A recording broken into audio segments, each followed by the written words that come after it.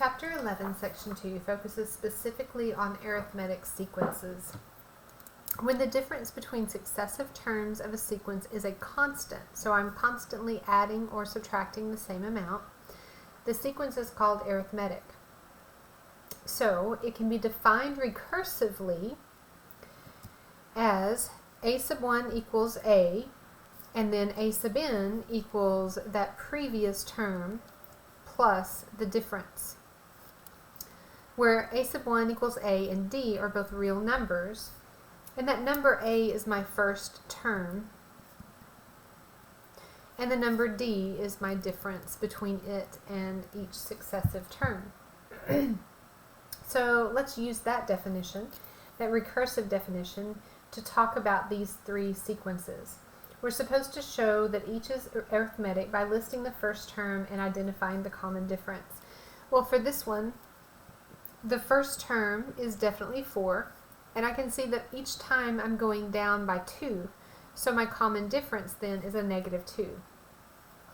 For B, I have to work out my first term. I would have to find s sub 1 where n is 1. So if n were 1, I would have 4 minus 1 or 3. What would my common difference be?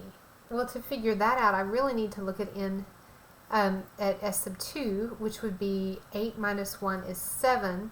If I went ahead and did s sub 3, I would have 12 minus 1 is 11. And then I can find that common difference as a positive 4. Finally, for this one, I have t sub n, so my first term, t sub 1, would be 2 minus 3 or negative 1. To figure out my common difference, I need to go ahead and identify a couple more terms. So t sub 2 would be 2 minus 6 or negative 5, no, negative 4, because 2 minus 6 is negative 4, there we go. T sub 3 would be 2 minus 9, which is a negative 7. And when I look at those terms for the common difference, I see that I'm decreasing by 3 each time. So I have a difference of negative 3. Typically, we don't define our arithmetic sequences recursively. We find a general term that allows us to find any term that we want without having to find every in-between term. So we're going to discover this. Let's call the first term a. Therefore, a sub 1 is equal to a, and the definition of a sequence would be a sub 2 would be a sub 1 plus d. So I'm adding d to each previous term. So let's just kind of work through this. If a sub 2 is a sub 1 plus d, then a sub 3 is going to be a sub 2 plus d, where a sub 2 was a sub 1 plus d. So now I have a sub 2 is a sub 1 plus d, so this comes out to be a sub 1 plus 2d. Well, a sub 4 would be the term before it plus d, and a sub 3 was a sub 1 plus 2d, so that a sub 3 is this, and then I have plus d again, so that would be a sub 1 plus 3d. When I move to a sub 5, I would have that previous term plus d, and my previous term is a sub 1 plus 3d, and then I have plus d, so that would be a sub 1 plus 4d, and I could just keep going and going and going until I get to this general term in terms of n.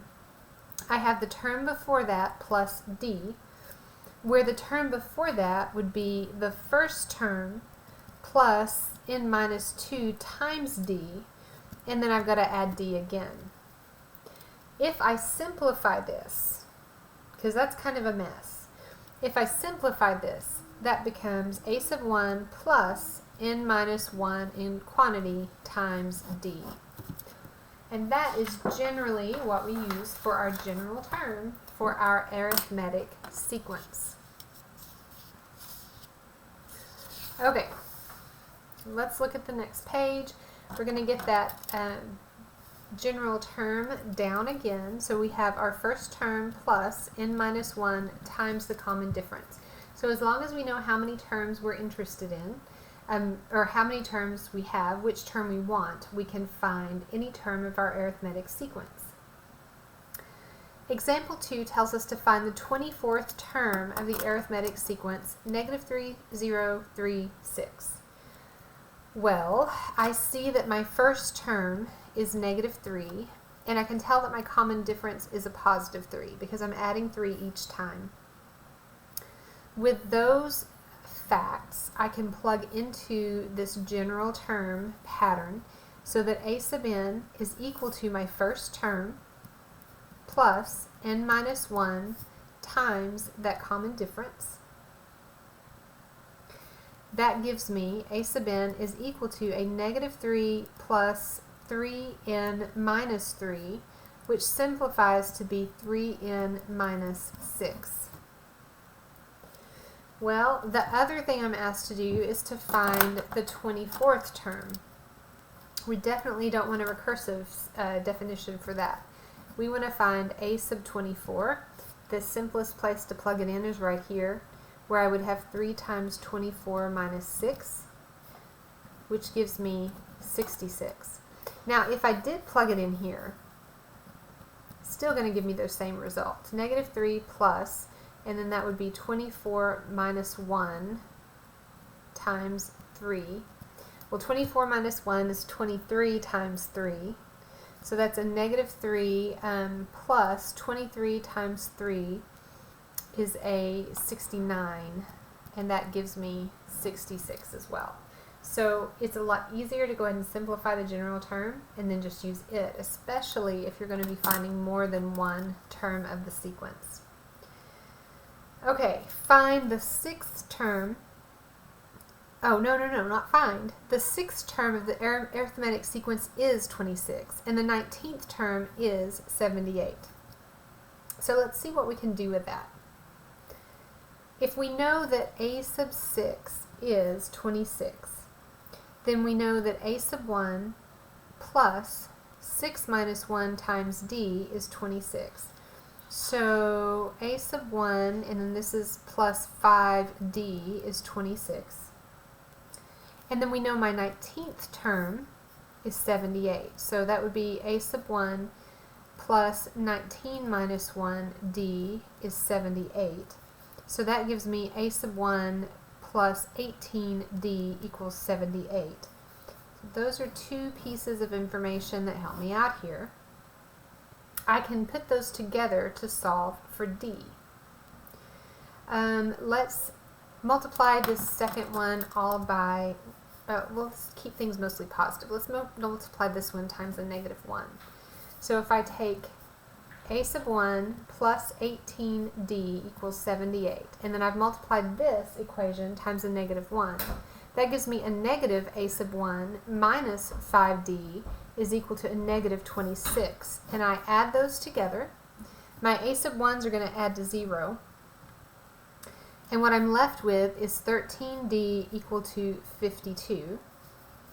And I solve for d so that I get a common difference of 4. Well, since I have a common difference of 4, I can find my first term. Using this, I've got right here, I've got my first term, a sub 1 plus 5 times my common difference is 26. So a sub 1 plus 20 equals 26. That means my first term is 6. So we found my common difference in my first term for this arithmetic sequence. If we want to give a recursive formula for the arithmetic sequence, that is less helpful, but I can do it. My first term is 6. My general term then would be the first term plus 4, plus that common difference, for all terms for all values of n greater than or equal to 2. The nth term of the sequence, my general case. Well, I go back for that to my general term up here. A sub n is equal to a sub 1 plus n minus 1 times d. And that gives me 6 as my first term plus n minus 1 times 4, so that I have 6 plus 4n minus 4. And my general term, a sub n, is 4n plus 2. So we have a recursive formula and we have a general term that does not depend on the term before it.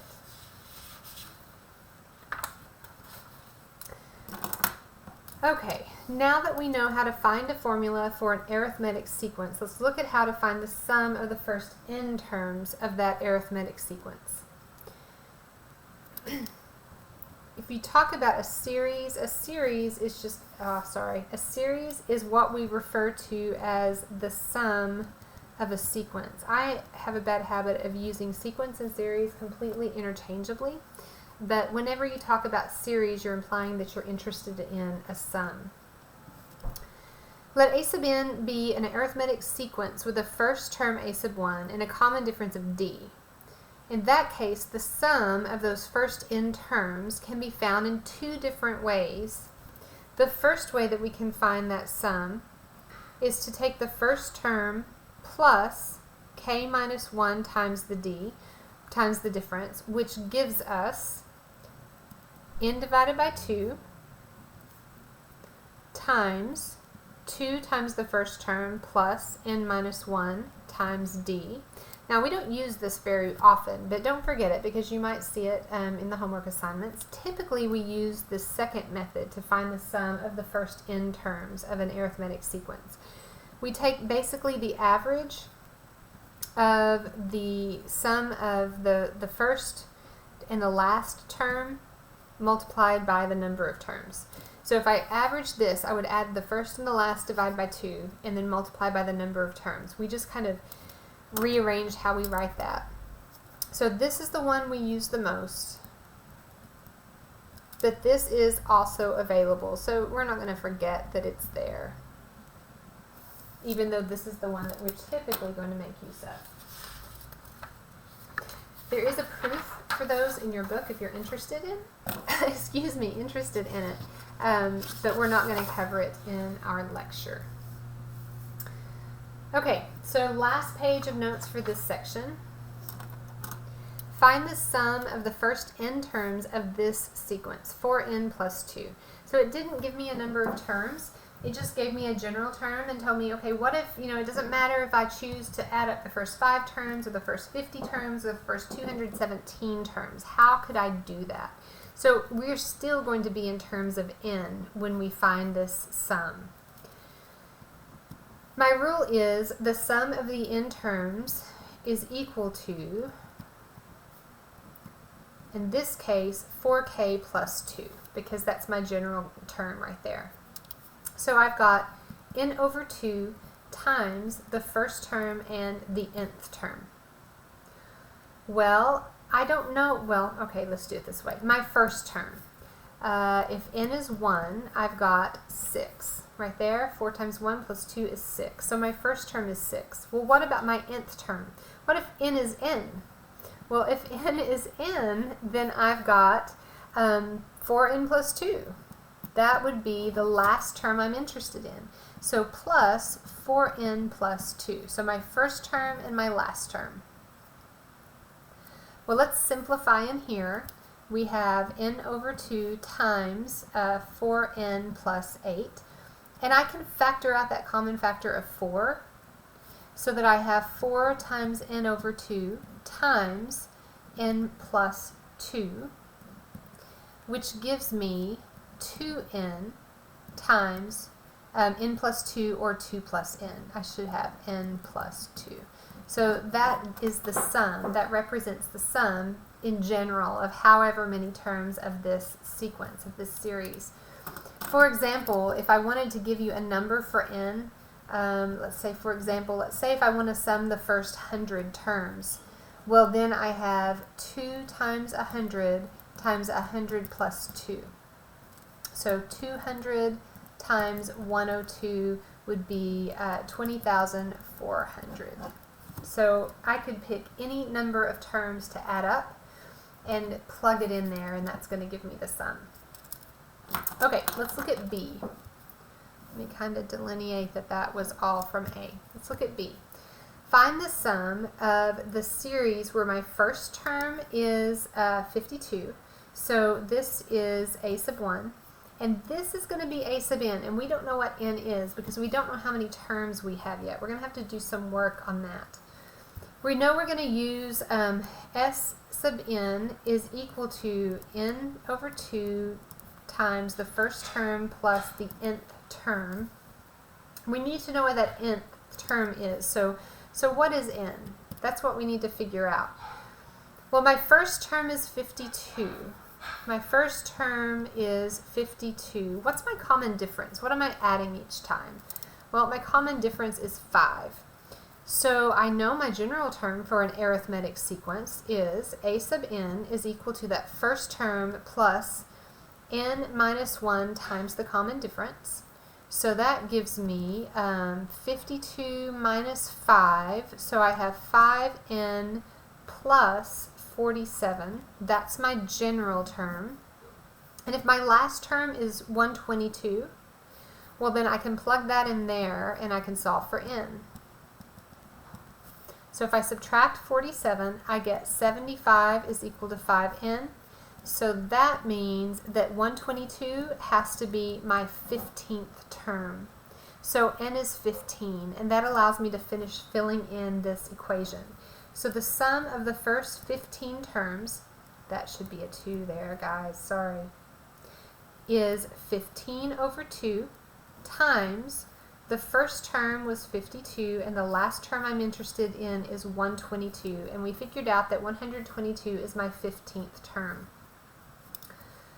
Alright, so I have 15 times 52 plus 122 is 174 all over 2, which is, if I divide this, I have 15 times 87, which gives me a sum of 1,305. Alright, one last application question here before we go. We are going to find the sum to figure out the number of seats in a section. So we've got the corner stadium section. In the first row has 20 seats. We have 40 rows. Each row has 2 more seats than the row in front. So we've got this stadium seating like this, right? My first row has 20 seats. That's for my first row. And each row gets bigger by 2 seats. And I'm going to keep going up for 40 rows. So I've got 20 seats here, 22 seats here, 24 seats there, 26 seats there, and I want to know how many seats are in this section. Well, I know my first row has 20 seats. And I know that there are 2 more seats in each row, so there's a difference of 2. And I know I have 40 rows. So how many seats are in that 40th row? Well, a sub 40 is going to be 20 plus 40 minus 1, because that's n, plus 2, or times 2, not plus 2, times 2, because that's my common difference. So 20 plus 39 times 2 gives me a total of 98 seats in my 40th row. So I've got 20 seats in the first row, 98 seats in the 40th row.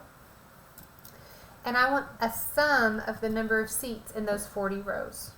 So n divided by 2 in this case is 40 divided by 2. The number of seats in the first row is 20, and we found the number of seats in the 40th row to be 98.